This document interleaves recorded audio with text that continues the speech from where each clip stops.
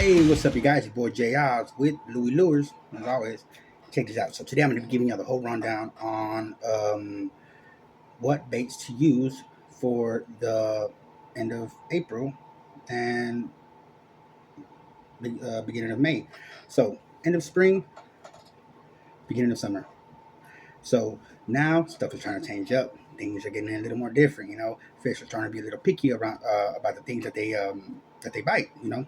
So today I'll slam them. I slammed them today with one of the simplest baits, and that is a bubblegum pink Senko. I caught a huge bass. Y'all can see this little picture right here. So yeah, it was pretty cool. But today I'm gonna be giving you the rundown as far as like how to use them. Now Senkos, check this out. So let's start with Senkos. Senkos, you can put three different hooks on them. You can set them up three different ways. You can set them up wacky rig, which is with a stout hook or offset 3/0. If I can check that out. You know, or you can use a wacky hook. Oh, let me get this off of here. Oh, that's not good. Anyway, so yeah, here I can use a wacky hook. You know, this is this one, small, or you can use a jugular, which is this one right here. That's three different ways, three different hooks that you can put on them.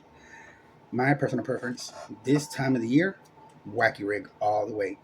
Things are starting to change. The weather's starting to change. It's starting to rain a lot, so the water stays chocolate milk, or it stays dark. But it's okay because the fish tend to move towards the shallow banks whenever the sun's out or whatever, and so they can see because they don't like it. Um, but the bigger fish stay in the deeper water. That's why they got so big because they adapted. You know what I'm saying? They know, they learned. Not adapted, but they learned. You know, the bigger fish, the big ones, are more likely more into using their lateral line, which I explained to you about the lateral line, the gland, it's a it's a gland that allows them to feel movement in the water. Changes in pressure, anything like that. But a lot of the young fish don't really use it too much. They go more on sight or smell. But it's okay because right now is the time to get big fish. For real, for real, for real. So first, these are the Clout 5.4 Bubblegum Pink Senkos by 6 cents. Okay, these things are super salty. They're a super salt plus. The way I set these up is I set them up weightless and wacky, but weightless. I put no weight on them. Because unlike any other time when you fish your Senkos, I'm going to teach you a little trick. I'll set them up just like, like you do any wacky rig. Except sometimes you can put the bullet weight on them, but I choose not to put the bullet weight because hold on.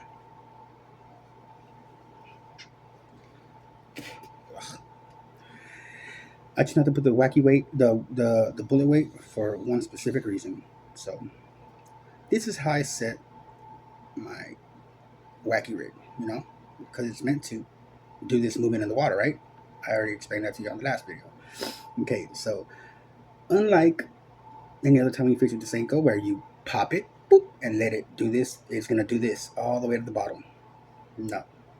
At nighttime you can catch bass like this, with this method that I'm about to tell you guys. So the way I do it, I tie it up, throw it out there, weightless, and instead of letting it sit to the bottom, as soon as it hits the water and I see it drop about 1.5 feet, 2 feet, I'm gonna start popping it, boom, just to where I can see it, not all the way up to the top, but just where I can see it. And then I'm gonna let it sink a little bit so I can't see it no more, and then boop boop, pop it twice, another pop, boom boom, and I'm gonna let it sink to where I lose visibility with it. I'm saying of it, and hit it 3 times, boom boop boop. I'm saying I do 1, 5 seconds, 2, 5 seconds, and then 3, 5 seconds, and then start over again. I want to keep it on the surface, because way down there, some of the smaller fish, still big but smaller, can't see it. You know what I'm saying? They can hear it, but they can't see it. The bigger fish, if that's a double whammy for them, because not only can they feel it, but they can see it, and it makes it way more enticing. And because it's a bubblegum pink, because it stands out a lot. Y'all see it stands out. That's how a bass will probably see it white. They don't really see the colors, but the pink, it just throws up. It's like gives it a different type of white, because they're colorblind. So yeah, I'll pop it. I'll throw in the deep end. know what I'm saying? Not too deep, but just I give it about 7 feet. You know what I'm saying? Around there. And I start to move it all the way to when it gets back to me. I throw it around cover, around docks. I throw it around laydowns, but as long as it's deep. And I will throw it um, fountains, anywhere where I think it's deep, and start to pop it. And watch it. Watch the reaction you get. Another one is the Orange Belly and Green Pumpkin Senko by Zoom, by Yum. This is you can do it the same way. When the water is a little bit clear, throw in the deep end, but don't let it hit at the bottom all the way. Just kind of pop it on the top. Keep it on the top, about 2 feet. Good reaction. Now you have the Green Pumpkin and Pearl Belly. This is why I tell people, okay, Senko has a white belly. Yes, you're popping it and it's hitting the bottom. But if a bass is swimming by, he's only going to see this much and not too much of the belly, you know? But yeah, you're pulling it and it's pulling backwards. It's pulling this way when you pull it, it's at an angle. But it's way more enticing if you have it all the way on the top and all they see is that white belly. Same way. I stay away from the Texas rig during this season because it's, what I'm saying, because like I said, it rains a lot, so the water's darker. Now, another thing you can use is one of my personal favorites is this shadow swimmer. It's live gizzard shad. So this shadow swimmer right here, this one, and this is by BioBaits. I'm saying Bass Pro Shops. This thing works amazing. Now it's the paddle tail baits. That's another type of lure that's going to hit in the season. I personally use the Buckeye lures. The Butterfingers, the swim bait head, and it's very compatible with this lure. I'm saying same thing. All I do is put it. Remember the back to the front of the hook, to the top of the lure. Stick it in, guide it all the way. Be careful how you do it. You don't want to just brush it. You want it to be straight because that's gonna determine how this thing swims in the water. You know what I'm saying? And pop it through, right in the middle. See, and then push it all the way, and simple like that. You know what I'm saying? You want to make sure that you don't put it too down here, too towards the bottom, because what it's going to do is going to make this lure do this, and it's not going to have as much action on the tail. But if you keep it where it's lower and the tail's like this tail it causes more resistance against the water, so it's gonna paddle more. You know what I'm saying? It's gonna move more. You're gonna get way more action. Same thing with this. I'll throw it out there, the deep a little bit. You know what I'm saying? And I'll read it in kind of fast, let it hit the top, boom, boom, boom, boom, drag a little bit, and then I'll let it fall. Once I feel like it's going down deep enough, I'll boom, boom, boom, boom, hit it again, kind of fast to the top, and then I'll let it swim. You know what I'm saying? About good 5-6 reels, let it fall. On the initial drop, they're gonna slam it. You know what I'm saying? So yeah, that's another one. Another one is this baby brush hog. This is a black and blue high flake, high glitter lure. Has a lot of tail action because of the ribbon tail, the sparrow tail, and a lot of times you can use it as a trader. But I use this just like that. You know what I'm saying? But I don't wacky rig it. This is one of the only ones that I put with the jig weight, but with the swim bait head. But I'll just won't use the actual bait heads. You know what I'm saying? I'll just grab a plain uh, a jig head and just kind of match the color black. You know what I'm saying? Black's pretty good. And they sit up the same way with the blue towards the top, black towards the belly. It's dark in the bottom. So if it's floating over the top, you're swimming over the top of the water, this causes a lot of contrast against the sun. So it stands out a lot. You know what I'm saying? The lighter, the better, or the darker, the better. You know what I'm saying? You either want to go one way or the other. But that seems to work really good. Another one, well, these are my own, but these, they're Old Orchid Red. I'm saying it's more like a golden red or pearl red swim bait. Same thing, the paddle tail. You know what I'm saying? But these right here are very resistant. I make them very resistant. You know what I'm saying? The way that I make them, which I'm not going to tell y'all. You know what I'm saying? But these are very good too. You know what I'm saying? With the jig head, with the swim bait head. But like these, I believe, are a half ounce. You know what I'm saying? But with this one, you might want to go a little more, like 1.4, 1.4. But uh, yeah, I'm saying if well, 1.4 is a little heavy. You want to go a little bit smaller, lighter. Um, but yeah, the same way with these. But with these, I use them more if you're gonna do the shallow end when it's real muddy, and which you're gonna catch bass. But if you want to go bigger, you gotta go deeper. Sorry, that something on my nose, but no, it's not a booger. But yeah, so yeah, that's that. You know, and your next bait, your next lure is gonna be a yes, yes, sir, a spinner bait. So the spinner bait is going to be another one of your go-tos this time of the year.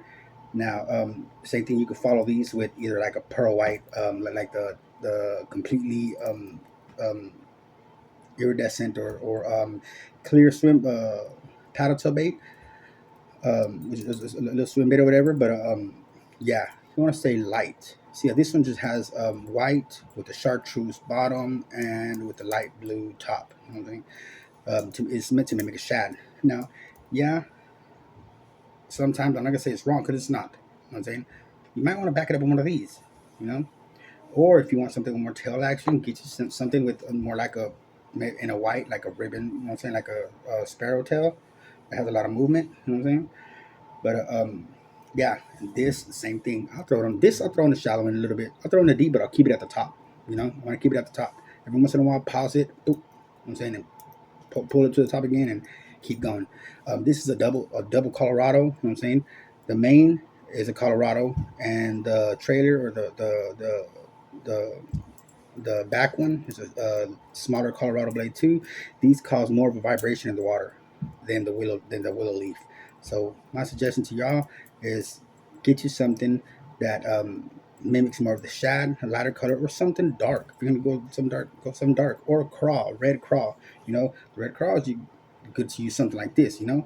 But my personal opinion, the red craw is really good too. But those are the colors going for this time of year. You know what I'm saying? For the beginning of summer, end of spring. But yeah, this is your bet. You know what I'm saying? End of April, beginning of May. Yeah, May. So yeah, there's another one. Now another one, and this